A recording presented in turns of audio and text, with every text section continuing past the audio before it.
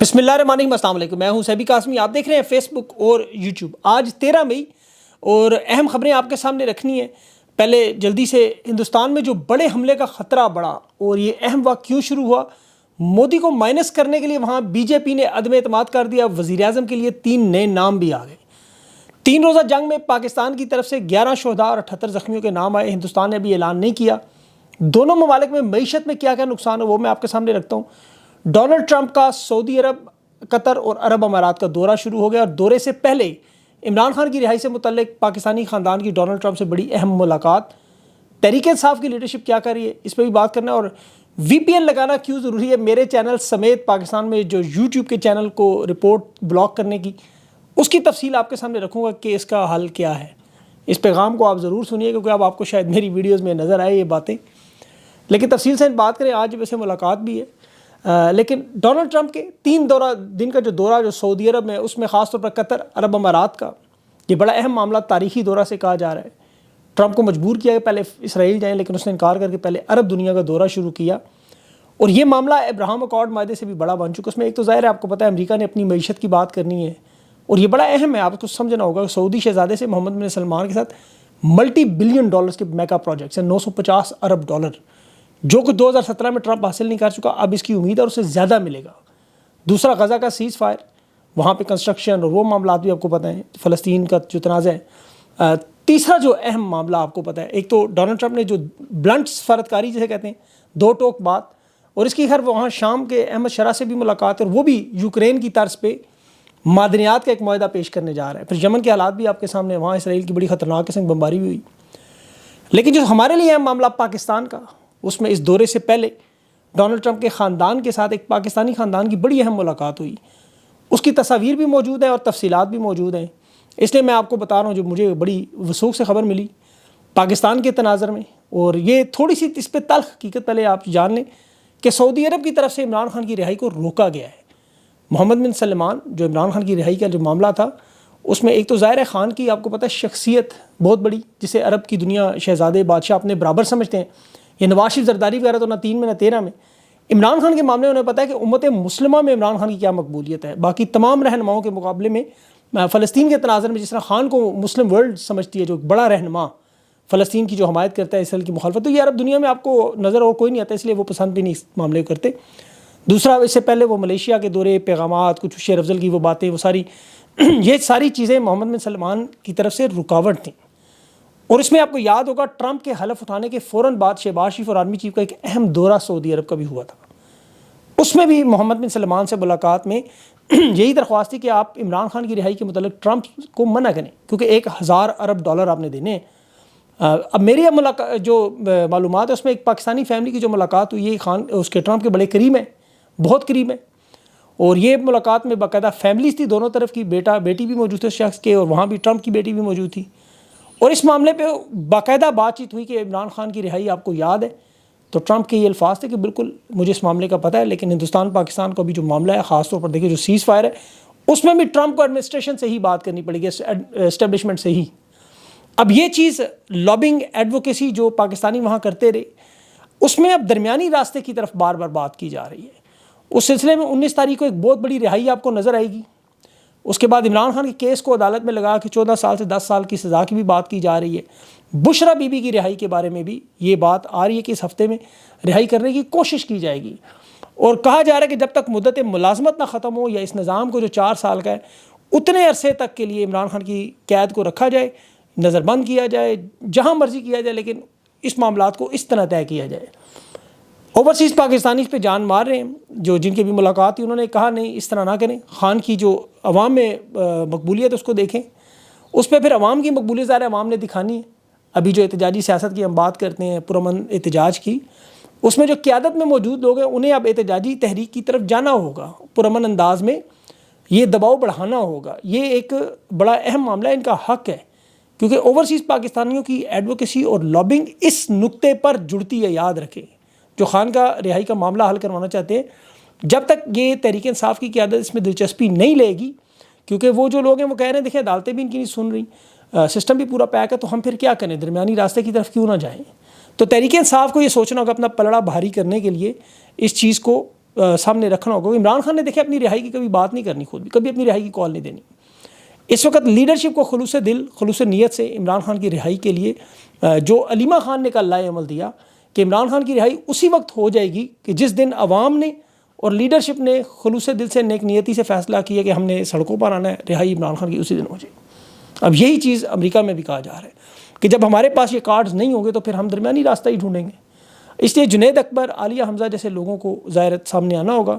Public accounts committee کی chairman شپ کا جو ابھی معاملہ بھی ہے وہ بھی عمر یو کو اسی لیے سپرد کرنے کی بات کی جا رہی ہے. جنید اکبر نے تو کہا ہے کہ جب تک وہ مجھے اپنے چینل سے جواب نہ آئے عمران خان کا، میں اس وقت تک موجود، جو ہی پیغام ملا میں نشست یہ چھوڑ دوں گا اور احتجاجی سیاست کی طرف چلا جاؤں گا. جنید اکبر کو یاد رکھیں، احتجاجی تحریک سے روکنے کے لیے پارٹی کے اندر بھی بڑی کوشش، بہت بڑی کوشش. اس پہ ایک بڑا انٹرویو میں نے کرنا ہے، وہ آپ خود سنیے گا اور خود دیکھیے گا. جنید اکبر تو نہیں آتے، بہرحال یہ آپ کو پتہ چل جائے گا. ابھی جو حالیہ تنازع پاک بھارت کا، جس کی بھارت سندھ طاس کے معاہدے کی اصل کامیابی کی بار بار کوشش کر رہے ہیں، پاکستان نے بھی آج بات کر دی کہ پانی کا مسئلہ حل نہ ہوا تو جنگ بندی خطرے میں ہوگی. یعنی ہمارے اوپر جنگ مسلط کی گئی ہے. آج 11 شہداء اور 78 زخمیوں کے نام بھی جاری ہوئے. ہندوستان فوج اور حکومت نے ابھی تک اپنی کسی جانی نقصان کا ذکر نہیں کیا. پاکستان کی جو شہادتیں اس میں بری فوج سے 6، فضائیہ سے 5 شہداء کے نام سامنے ہیں. اسکواڈرن لیڈر بھی اس میں شامل ہیں، 2 لانس نائک ہیں، 1 نائک ہیں، 2 سپاہی ہیں، 4 ٹیکنیشین ہیں. یہ نام آج پبلش ہوئے ہیں. پاک فضائیہ کا اس وقت امیج عوام کی نظر میں بہت بڑا. سوشل میڈیا پہ آپ دیکھیں ان کے جو انچارج سے آپریشن، کیونکہ تصاویر وائرل ہو رہی ہیں اور سارا کریڈٹ جو پاک فضائیہ کو پاک فوج کی بجائے دیا جا رہا ہے، تو اس میں ظاہر ادارے کے اندر مشکلات بھی ان لوگوں کے لیے بعد میں پیدا ہوں گی. ان افسران کو آج تو آپ سراہ رہے ہیں، لیکن آئندہ آنے والے دنوں میں ان کے ساتھ پتہ نہیں کیا ہوگا، کیونکہ اس کی بہت سی مثالیں موجود ہیں. جاوید سعید صاحب اس کی ایک مثال ہے. اقتدار کا معاملہ آپ کو پتا، اور طاقت کی رسا کشی جاری ہے 2 طاقتور لوگوں میں. یہ بات یاد رکھیں. میں ابھی بڑی محتاط بات کر رہا ہوں، تفصیل سے اس پہ پھر اگلے کسی ویلاگ میں. امریکی ڈیفنس بھارت کے حملے کی تیاری کی مکمل معلومات دے رہا ہے. ان کے جو میڈیا بتا رہا ہے کہ نریندر مودی کا اقتدار جو ہے وہ خاص طور پر دفاع کے معاملے میں شدید تنقید ہے. اس کے اقتدار میں آنے کے بعد دیکھیں اس نے روس کے S-400 لیے تھے، فرانس کے رافیل لیے تھے اور براہموس سپر سونک.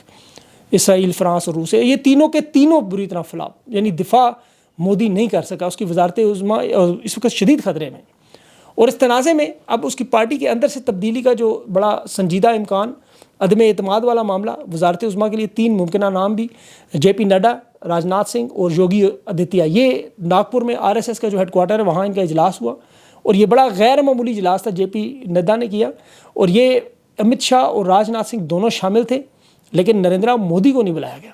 یہاں قیادت کی تبدیلی پر غور ہو رہا ہے، اور بھارت کی سیاست میں بڑا فیصلہ کن موڑ ہو سکتا ہے. کیونکہ بی جے پی کے صدارتی الیکشن جو اپریل کے آخر میں اور مئی کے شروع میں ہونے تھے، اس میں صدر کا باضابطہ اعلان تھا. اب یہ بھی جے پی نڈا جو ہیں یہ 2020 سے بی جے پی کے صدر اور وہی صدارت کر بھی رہے. نریندر مودی کی کل کی جو تقریر تھی وہ اسی سلسلے کڑی تھی، سب کو پیغام دینا. یہ یاد رکھیں کہ سیز فائر نریندر مودی کے لیے بہتر نہیں ہے. یہ 12 دن کے اندر اندر سیز فائر ٹوٹ سکتا ہے. اب پاکستان کی طرف سے تو دیکھیں حملے کا کوئی چانس نہیں ہے. یہ تو سفارتی حل اس وقت بھی کوشش کر رہے تھے جب حملہ آپ کو پتہ ہے بھارت کا ہو رہا تھا. امریکہ کی طرف سے اسکرپٹ لکھا گیا تھا فالس فلیگ آپریشن کا، کہ ایک جگہ ہم میزائل ماریں گے، دوسری جگہ آپ ماریں، دونوں کو فیس سیونگ، ایک تھپڑ آپ ایک تھپڑ آپ.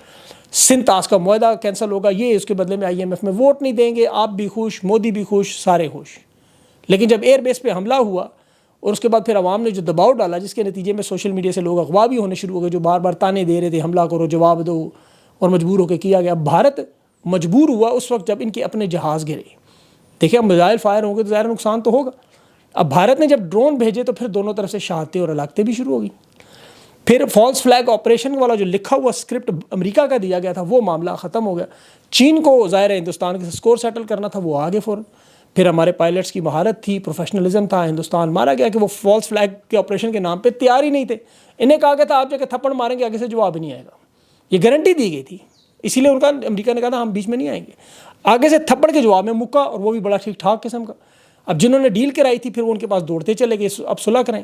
مداخلت کرنی پڑی کیونکہ تیاری نہیں تھی، سیز فائر کرنا پڑا. تو وہ جو سارا لکھا ہوا انہوں نے ایک اسکرپٹ بنایا ہوا تھا اس ڈرامے کا، وہ فلاپ ہو گیا. ٹرمپ نے چھلانگ ماری، کشمیر پہ ثالثی پیش کر دی ایسے وقت پہ جہاں بھارت نے پاکستان کا پانی روکا ہوا ہے. سندھ طاس کا معاہدہ ٹوٹا ہوا ہے. پاکستان نے شملہ معاہدہ ختم کیا ہوا ہے، جو لائن آف کنٹرول ہے وہ تو ختم ہے. اب وہ علاقہ جو متنازع آزاد کشمیر، وہ اس کی بات کرنے کے لیے ٹیبل پہ آنا چاہتے ہیں کہ پانی کھلوانا ہے تو آزاد کشمیر ہمارے والے کے لیے.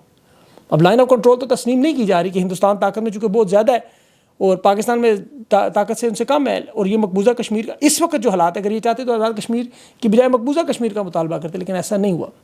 مودی نے پھر جو تقریر کی کل ایگریشن پہ، اس نے کہا کسی ایشو پہ کوئی بات ہی نہیں کریں گے۔ اس کا جواب تو خیر شہباز شریف، نواز شریف، مریم نواز میں سے کوئی نہیں دے سکتا، ان کی اتنی جرت نہیں ہے کہ وہ مودی کا نام لیتے آر ایس ہندوستان کا۔ یہ تو اڈیالہ میں بیٹھے عمران خان کا ہی کام تھا جس کو انہوں نے اسی لیے جیل میں ڈالا تھا۔ مودی کی تقریر بڑی بھونڈی تقریر تھی، ویسے دہشت گرد ثابت کرنے کے لیے کوشش، اپنے ملکی افواج کو فاتح ثابت کرنا اور نقصان دبا لینا، کہ جی کام وہی تھا جو شہباز شریف نے کیا۔ ظاہر ہے دونوں نے ایک جیسی باتیں کرنی تھی، مماثلت تھی بہت ساری۔ اب نریندر مودی اپنی وزارت عظمیٰ بچانے کے لیے ہر حد تک جائے گا۔ امریکی ڈیفنس کے مطابق یہ حملہ لازمی ہے، اور پاکستان یہ پوری کوشش کرے گا کہ کوئی نہ کوئی واردات ان کی روک لے۔ اب یہ صرف حملہ نہیں، بلکہ جو پراکسیز ہیں ان کی پنجاب میں، بلوچستان میں، ان کو بھی ایکٹیو کر رہے ہیں۔ کوٹ لکھپت جیل جیسے حساس مقامات ہیں، ترقیاتی منصوبے، ان پہ بھی جس طرح انہوں نے پہلے 21-22 ٹارگٹ کیے ہیں، وہ کہتے ہیں ہم اسی طرح خاموشی سے یہ کام کر سکتے ہیں۔ اس پورے جنگی تنازع میں نقصان بھی بہت ہوا دونوں ممالک کو۔ پاکستان کو تو $4 ارب کا نقصان ہوا، جو کہ IMF کے قرضے سے بھی زیادہ، بلکہ 5 ارب ہو گیا ہوگا۔ اس سے پاکستان کی اقتصادی ترقی پر بڑا نقصان ہوا ہے۔ پھر بھارت نے جو تجارت معطل کی ہے، برآمدات پہ اثر ہوا ہے، کپاس اور دیگر زرعی مصنوعات، اس میں بھارت پر بھی اس تنازع کا اثر ہوا، لیکن چونکہ وہ بہت بڑی اکانومی ہے وہ برداشت کر گئے، ان کا نسبتاً استحکام تھوڑا بہتر نظر آیا۔ کل اسٹاک مارکیٹ میں دونوں طرف کمی ہوئی، لیکن بھارت میں کل 4 سال میں بہتری ہوئی، اور وہ 4% سے اضافہ ہوا پچھلے 4 سال میں۔ سیز فائر کے بعد ان کے فنڈز میں، روپے کی قدر میں بھی اضافہ ہوا۔ بدقسمتی سے چونکہ ہم قرضوں میں ملکی تاریخ ہے، اس وقت بلند تر ہمارا قرضہ ہے، 90,000 ارب کے قریب ہمارے قرضے ہیں، اس میں اس سال میں ریکارڈ اضافہ ہوا، اور اب اس میں مزید اضافہ ہوگا کیونکہ اخراجات اب بڑھیں گے۔ IMF کا پیکج اگر نہ ملا، خدا نخواستہ دیوالیہ پانا، اس منظوری تو ہوئی ہے، لیکن معیشت میں بہتری بڑا مشکل نظر آ رہا ہے۔ اب یہ چونکہ اپڈیٹنگ معاملات ہیں، اس لیے اس پہ آگے میں تفصیل سے پھر کسی ویلاگ میں آپ کے سامنے رکھوں گا۔ ابھی جو پاکستان میں عدالتوں میں ہو رہا ہے، الیکشن میں ہو رہا ہے، خاص طور پر عدلیہ کے حوالے سے 9 مئی کے 6 مقدمات میں آج علیمہ خان، عظمیٰ خان اور عمر ایوب کی عبوری ضمانتیں بھی ہوئی ہیں 16 جون تک۔ علیمہ خان ہائی کورٹ میں دیگر کیسز میں اس وقت پھنسی ہوئی تھی، اور ادھر کیس یہ بھی چل رہا تھا۔ عمر ایوب تو خیر اسپتال میں، اور ہائی کورٹ میں بھی ڈاکٹر عافیہ صدیقی کی رہائی کے بارے میں وطن واپسی کی سماعت بھی ہے، اس کی بھی وہ بھی ایک معاملہ چل رہا ہے۔ اس کے علاوہ جو بڑی اہم خبر معاملہ جو وہ میرے چینل پر وقار ملک اور کچھ اور ہمارے ساتھیوں کو حکومت پاکستان نے یوٹیوب کو درخواست دے کے بلاک کرنے کی کوشش، چینلز تو پہلے بھی بلاک کرتے رہے، فائر والز آپ کو پتہ ہے سارے معاملات، لیکن یہ باقاعدہ جو ہم 8, 10, 15, 20 لوگ رہ گئے ہیں جن کی زبان بندی کی کوشش ہے۔ حکومت کی کوشش تو یہی ہے، یہ 9 سال کا سفر ہے ہمارا، بڑی مشکلات ہیں، ہم سب لوگوں کے تو ویزے بھی آپ کو پتہ ہے بہت سارے ممالک کے بند ہیں۔ ہندوستان نے تو باقاعدہ پریس کانفرنس کر کے پابندیاں لگائی ہیں۔ اب سرکاری طور پر یوٹیوب کو پاکستانی حکومت نے بھی وقار ملک کا میرا چینل بند کروانے کی، بلاک کرنے کی کوشش کی کہ چند آوازیں بند ہیں، یہ بھی خاموش ہو جائے، لیکن یہ تو جب تک اللہ کو منظور ہوگا انشاءاللہ ایسا نہیں ہوگا۔ جب تک سانس میں سانس ہے اور زبان ہے، یہ آواز تو انشاءاللہ گونجتی رہے گی۔ اللہ نے زبان دی ہے، وہی بند کر سکتا ہے۔ آواز بھی ہماری جہاں تک پہنچانی ہے وہی پہنچائے گا۔ پاکستان سے ہم لوگ محبت کرنے والے لوگ ہیں، انسانیت، انصاف، آئین قانون اور مظلوموں کی بات کرتے ہیں، اور تو کچھ نہیں کہتے۔